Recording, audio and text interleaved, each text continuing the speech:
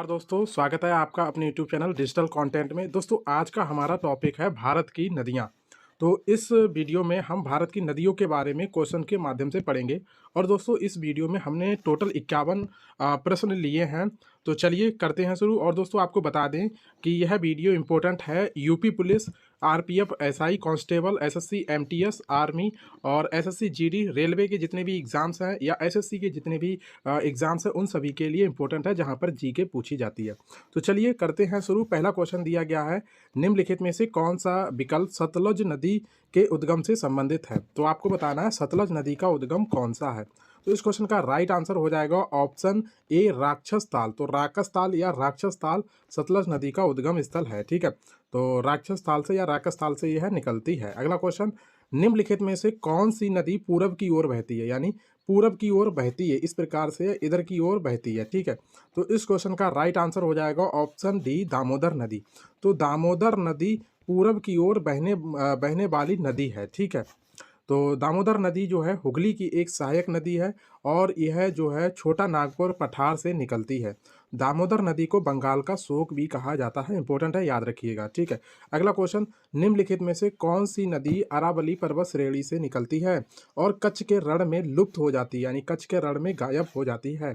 तो इस क्वेश्चन का राइट आंसर हो जाएगा ऑप्शन सी लूनी नदी। तो लूनी नदी अरावली पर्वत श्रेणी से निकलकर कच्छ के रण में लुप्त हो जाने वाली नदी है। ठीक है, अगला क्वेश्चन, निम्नलिखित में से कौन सी नदी सिंधु की सहायक नदी है। तो सिंधु नदी की सहायक नदी कौन सी है आपको बताना है। आपके ऑप्शन दिए गए गंगा, यमुना, ब्यास या डी सोन नदी। तो इस क्वेश्चन का राइट आंसर हो जाएगा ऑप्शन सी ब्यास। तो ब्यास जो है सिंधु की सहायक नदी है, बाकी गंगा, यमुना, सोन नदी ये इसकी सहायक नदी नहीं है। ठीक है, यमुना गंगा की सहायक नदी है और सोन भी गंगा की एक सहायक नदी है। ठीक है, तो इसके डिटेल में जान लेते हैं। हिमालय में रोहतांग दर्रे से ब्यास नदी निकलती है और यह हिमाचल प्रदेश और पंजाब में बहती है। ठीक है, पौंग डैम ब्यास नदी पर बना है। इंपॉर्टेंट है, याद रखिएगा। पूछा जा सकता है कि पौंग डैम किस नदी पर है स्थित है। तो ये ब्यास नदी पर स्थित है। ब्यास नदी सतलुज नदी में मिल जाती है और सतलुज नदी कहाँ पर गिरती है, तो ये अरब सागर में गिर जाती है। ठीक है, अगला क्वेश्चन, निम्नलिखित में से कौन सी नदी पश्चिम घाट से नहीं निकलती है। तो इस क्वेश्चन का राइट आंसर हो जाएगा ऑप्शन डी महानदी। तो महानदी जो है पश्चिम घाट से नहीं निकलती, बाकी गोदावरी, तुंगभद्रा, कावेरी ये सभी पश्चिम घाट से कहीं ना कहीं निकलती हैं। ठीक है, तो महानदी का उद्गम स्थल जो है छत्तीसगढ़ में होता है, यानी छत्तीसगढ़ से यह निकलती है। हीराकुंड डैम महानदी पर ही स्थित है। ठीक है, इंपॉर्टेंट है, याद रखिएगा। अगला क्वेश्चन, कौन सी नदी सिक्किम से निकलती है और पश्चिम बंगाल से बहते हुए बांग्लादेश में प्रवेश करती है। तो इस क्वेश्चन का राइट आंसर हो जाएगा ऑप्शन ए तीस्ता नदी। तीस्ता नदी सिक्किम से निकलती है और पश्चिम बंगाल से बहकर बांग्लादेश में प्रवेश कर जाती है। और इसकी उद्गम स्थल की बात करें तो यह सिक्किम में चोलामू झील से निकलती है। ठीक है, अगला क्वेश्चन, पूर्णा और गिरना नदियाँ किस नदी की सहायक नदी हैं। तो पूर्णा और गिरना किस नदी की सहायक नदी हैं। तो इस क्वेश्चन का राइट आंसर हो जाएगा ऑप्शन ए ताप्ती नदी। तो ये ताप्ती नदी की सहायक नदी हो जाएंगी। ठीक है, अगला प्रश्न, निम्नलिखित में से किस नदी का उद्गम स्थल महाराष्ट्र में महाबलेश्वर पर्वत से होता है। तो किस नदी का उद्गम जो है महाराष्ट्र में महाबलेश्वर पर्वत से होता है। तो इस क्वेश्चन का राइट आंसर हो जाएगा ऑप्शन ए कृष्णा नदी। तो कृष्णा नदी का उद्गम महाराष्ट्र में महाबलेश्वर पर्वत से होता है। ठीक है, और कृष्णा नदी की लंबाई की बात करें तो ये लगभग 1400 किलोमीटर इसकी लंबाई होती है। ठीक है, अगला क्वेश्चन, कौन सी नदी मालवा के पठार से होकर बहती है। तो इस क्वेश्चन का राइट आंसर हो जाएगा ऑप्शन डी बेतवा नदी। तो बेतवा नदी मालवा के पठार से होकर बहती है। बेतवा नदी की बात करें तो यह निकलती है विंध्य पर्वत श्रेणी में। ठीक है, तो मध्य प्रदेश में विंध्य पर्वत श्रेणी से यह निकलती है। ठीक है, और यह यमुना की सहायक नदी है। राजघाट, परीछा और माता टीला डैम जो है बेतवा नदी पर ही स्थित है। इंपॉर्टेंट है, ये तीनों बांध पूछे जाते हैं। राजघाट बांध, परीछा बांध और माता टीला बांध बेतवा नदी पर सिचुएटेड है। ठीक है, अगला क्वेश्चन, निम्नलिखित में से कौन सी नदी पूरब से पश्चिम की ओर बहती है, यानी पूरब से पश्चिम की ओर इस साइड के लिए बहती है। तो इस क्वेश्चन का राइट आंसर हो जाएगा ऑप्शन ए नर्मदा नदी। तो नर्मदा नदी एक ऐसी नदी है जो पूरब से पश्चिम की ओर बहने वाली नदी है। ठीक है, और यह भ्रंश घाटी से होकर बहती है। इसका उद्गम स्थल अमरकंटक की पहाड़ियाँ हैं, यानी अमरकंटक की पहाड़ियों से यह उद्गमित होती है। अगला क्वेश्चन, महानदी प्रायद्वीपीय भारत की तीसरी सबसे बड़ी नदी है और डैश राज्य की सबसे बड़ी नदी, यानी आपको बताना है कि महानदी जो है प्रायद्वीपीय भारत की जो तीसरी सबसे बड़ी है, लेकिन वह किस राज्य की सबसे बड़ी नदी मानी जाती है। तो इस क्वेश्चन का राइट आंसर हो जाएगा ऑप्शन सी, उड़ीसा। तो उड़ीसा की सबसे बड़ी नदी है महानदी, ठीक है। तो उड़ीसा की सबसे बड़ी नदी है महानदी, ठीक है। इसका उद्गम स्थल छत्तीसगढ़ के सिहावा पर्वत से होता है, ठीक है। और उड़ीसा से बहते हुए है बंगाल की खाड़ी में गिर जाती है, यानी उड़ीसा से बहकर किस में गिर जाती है, ड्रॉप किस में होती है, बंगाल की खाड़ी में, ठीक है। अगला क्वेश्चन, गोदावरी नदी का उद्गम स्थल कौन सा है। तो इस क्वेश्चन का सही जवाब हो जाएगा ऑप्शन सी, ब्रह्मगिरी की पहाड़ी। तो ब्रह्मगिरी की पहाड़ियों से यह निकलती है गोदावरी नदी, ठीक है। तो इसकी कुल लंबाई 1465 किलोमीटर है, 1465 किलोमीटर इसकी कुल लंबाई हो जाएगी, ठीक है। अगला क्वेश्चन, उत्तर प्रदेश में त्रिवेणी स्थित त्रिवेणी संगम में कौन सी नदियाँ मिलती हैं। तो आपको बताना है कि त्रिवेणी जो संगम होता है उसमें कौन सी नदियाँ आती हैं। तो इस क्वेश्चन का राइट आंसर हो जाएगा ऑप्शन ए, गंगा यमुना सरस्वती। बाकी के ऑप्शन सभी गलत हैं, ठीक है। तो गंगा यमुना सरस्वती ये त्रिवेणी संगम में मिलती हैं, ठीक है। अगला क्वेश्चन, इनमें से कौन सी नदी अरब सागर में गिरती है। तो इस क्वेश्चन का राइट आंसर हो जाएगा ऑप्शन ए, ताप्ती नदी, ठीक है। तो ताप्ती नदी जो है अरब सागर में गिर जाती है, ठीक है। और यह सतपुड़ा पर्वत से निकलती है और इसका मुहाना खंबात की खाड़ी अरब सागर है, यानी खंबात की खाड़ी से बहते हुए अरब सागर में ड्रॉप हो जाती है। इसकी कुल लंबाई 724 किलोमीटर है। इंपॉर्टेंट है ये, पूछा गया है लंबाई से संबंधित इसका क्वेश्चन पूछा गया है, ठीक है। तो याद रखिएगा 724 किलोमीटर इसकी लंबाई है, ठीक है। अगला क्वेश्चन, ताप्ती नदी का इनमें इनमें से उद्गम स्थल कौन सा है। तो उद्गम स्थल कौन सा है ताप्ती नदी का। तो इस क्वेश्चन का राइट आंसर हो जाएगा ऑप्शन सी, सतपुड़ा पर्वत। अगला क्वेश्चन, इनमें से गंगा की सहायक नदी नहीं है। तो कौन सी गंगा की सहायक नदी नहीं है। तो इस क्वेश्चन का राइट आंसर हो जाएगा ऑप्शन डी, इंद्रावती। इंद्रावती गंगा की सहायक नदी है। बाकी गोमती, यमुना और सोन ये क्या है, गंगा की सहायक नदी हो जाएंगी। इंद्रावती जो है गोदावरी की एक सहायक नदी है, ठीक है। अगला क्वेश्चन, सोन नदी का उद्गम स्थल इनमें से कौन सा है। तो इस क्वेश्चन का राइट आंसर हो जाएगा ऑप्शन डी, अमरकंटक पहाड़ी। तो अमरकंटक पहाड़ी से निकलती है सोन नदी, ठीक है। और यह गंगा की प्रमुख सहायक नदी है। इसकी लंबाई 780 किलोमीटर होती है, ठीक है। 780 किलोमीटर लंबी है सोन नदी। अगला क्वेश्चन, अ, यमुना नदी गंगा नदी में किस स्थान पर मिलती है। तो इस क्वेश्चन का राइट आंसर हो जाएगा ऑप्शन डी, इलाहाबाद। तो इलाहाबाद में मिल जाती है यमुना नदी गंगा नदी में, ठीक है। तो गंगा नदी की बात करें तो यह भारत की सबसे लंबी नदी है। इसकी लंबाई 25-25 किलोमीटर हो जाती है, ठीक है। यमुना नदी गंगा की सबसे लंबी सहायक नदी है, ठीक है। और यमुना नदी की लंबाई 1375 किलोमीटर है। अगला क्वेश्चन, रामगंगा नदी किस राष्ट्रीय उद्यान से होकर गुजरती है। तो रामगंगा नदी किस राष्ट्रीय उद्यान से होकर गुजरती है। तो इस क्वेश्चन का राइट आंसर हो जाएगा option C, Jim Corbett National Park. तो जिम कॉर्बेट नेशनल पार्क से होकर गुजरती है रामगंगा नदी। अब जिम कॉर्बेट नेशनल पार्क कहाँ स्थित है। तो ये दोस्तों उत्तराखंड में स्थित है। इसकी स्थापना 1936 में हुई थी और इसका पुराना नाम जो है हैली नेशनल पार्क है, ठीक है। अगला क्वेश्चन, झेलम, चिनाब, ब्यास, रावी और सतलज किसकी सहायक नदियां हैं। तो झेलम, चिनाब, ब्यास, रावी और सतलज किसकी सहायक नदियां हैं। तो इस क्वेश्चन का राइट आंसर हो जाएगा ऑप्शन सी, सिंधु। तो ये सिंधु की सभी सहायक नदियां हैं, ठीक है। अब सिंधु नदी की बात करें तो इसकी कुल लंबाई हो जाती है 3180 किलोमीटर। 3180 किलोमीटर इसकी कुल लंबाई है और यह कराची में अरब सागर में गिर जाती है, ठीक है। अगला क्वेश्चन, दिल्ली निम्नलिखित में से किस नदी के किनारे पर स्थित है। तो किस नदी के किनारे पर बसा हुआ है दिल्ली। तो इस क्वेश्चन का राइट आंसर हो जाएगा ऑप्शन बी, यमुना नदी। तो यमुना नदी के किनारे पर स्थित है, ठीक है। अगला 22वां क्वेश्चन है, निम्नलिखित में से किस नदी का उद्गम स्थल भारत में नहीं है। तो आपको बताना है कि ऐसी कौन सी नदी है जो भारत में उद्गमित नहीं होती है। तो इस क्वेश्चन का राइट आंसर हो जाएगा ऑप्शन बी, सतलुज नदी। तो सतलुज नदी भारत में उद्गमित नहीं होती और ये कहाँ होती है।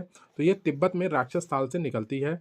अब बात करें झेलम नदी की, तो झेलम नदी जो है जम्मू कश्मीर में शेषनाग झील से निकलती है। चिनाब नदी हिमाचल प्रदेश में बारालाचा दर्रे से निकलती है और रावी नदी हिमाचल प्रदेश में रोहतांग दर्रे के पास से उद्गमित होती है। अगला क्वेश्चन, निम्नलिखित में से किस नदी का मुहाना कर्क रेखा के उत्तर में स्थित है। जो कर्क रेखा है उसके उत्तर में स्थित है मुहाना उसका, ठीक है। तो इस क्वेश्चन का राइट आंसर हो जाएगा ऑप्शन डी, सिंधु नदी। तो सिंधु नदी कर्क रेखा के उत्तर में ही गिर जाती है, ठीक है, ऊपर ही मतलब ड्रॉप हो जाती है अरब सागर में।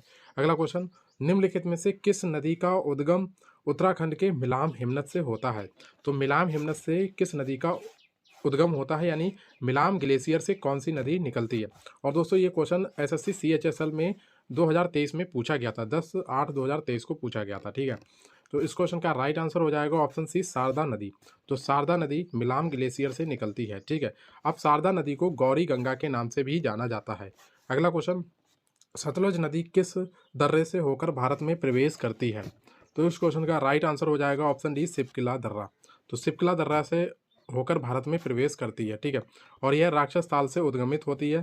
सतलुज नदी को सतुद्री के नाम से भी जाना जाता है, यानी इसका प्राचीन नाम सतुद्री नाम है, ठीक है। सतलुज नदी सिपकिला दर्रे से होकर भारत में प्रवेश कर जाती है, ठीक है। अगला क्वेश्चन, निम्नलिखित में से कौन ब्रह्मपुत्र नदी की सहायक नदी नहीं है?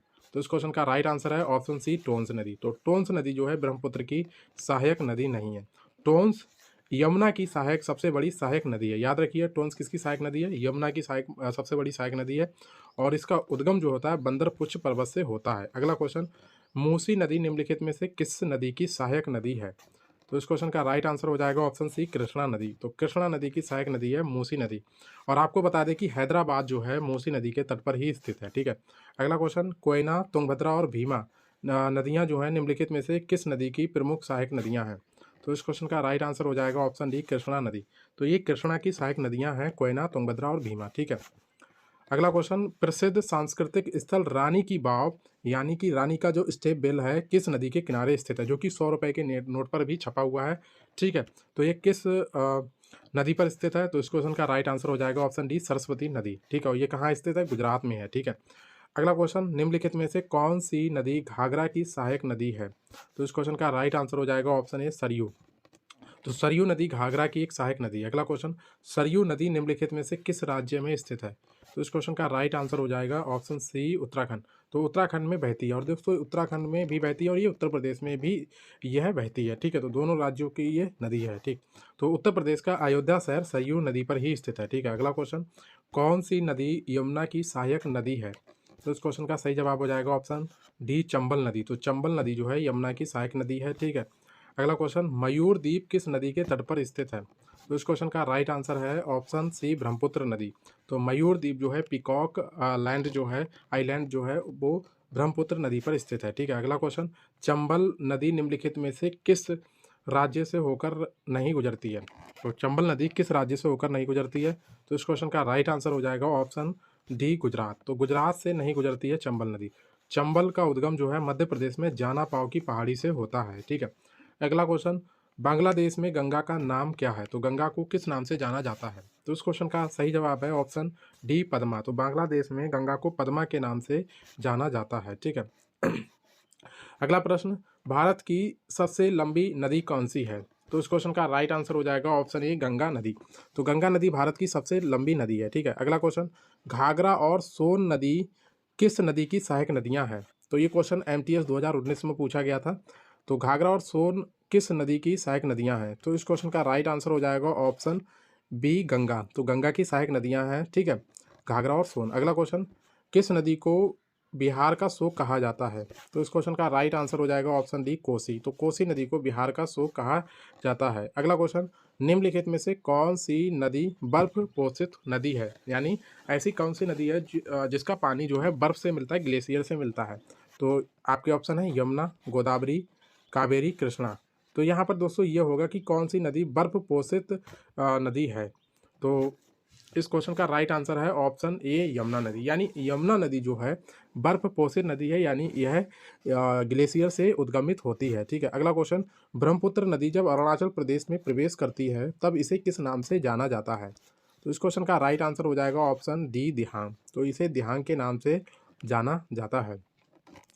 अगला प्रश्न देखते हैं, चलिए इसकी व्याख्या देख लेते हैं। तो चीन में इसे सांगपो के नाम से जाना जाता है, अरुणाचल प्रदेश में दिहांग के नाम से जाना जाता है, और असम में इसे ब्रह्मपुत्र के नाम से जाना जाता है।